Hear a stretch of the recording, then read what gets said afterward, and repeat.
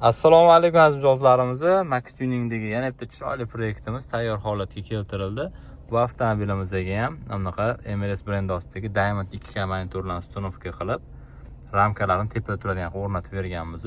Hamda 4 ta Mercedes deflektor o'rnatildi. Podsetkali bo'ladi. Hammasi multirul qilib berdi. Cruise kontrollari aktiv bo'lgan. Bitta knopkaga signal bor, bu tezlikni ko'tarib tushiradi. Airbaglar ishlaydi, multimedialar ham monitor gulab ishlaydi. Podsetkalar birizoviy. Tabloga suvni temperaturasini ko'rsatadigan programma qilib ishlatib berganmiz. O'zini shtatniy pultiga oynaga o'tiradigan, zavod qiladiganlarni ham programmalarni qilib ishlatib berganmiz. Mercedes deflektorlarimizni rangi o'zgaradi. Bular hammasi nasatkasi o'zini qolip-qolipiga tushadigan, havo chiqarishlari yaxshi o'rnatilgan. Mana bu yerda knopkasi bor, talab etgan tegida o'shani bossa, ranglari o'zgaradi. Xohlagan rangiga qo'yib qo'ysalar bo'ladi. Fioletoviy va kobalt samon tushadigan berizoviy rang ekan. 4 talasi ham chetlari akoprintli bo'ladi. Mana ko'rasizlar, material akoprintli qilingan.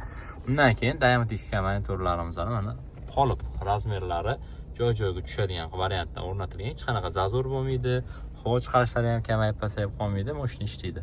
Mana o'zimizning YouTube kanalimizda videolarni qo'yib ko'ramiz. Hammasi chotki ishlaveradi. Xudo xolisa ovozini o'chirdim. Rasiyasini qaranglar, juda ham tiniq. Xullas, xizmatlar bo'yicha Max Tuningga aloqaga chiqaverasizlar. Sizlarni ham ishlarni chiroyli qilib bitirib beramiz.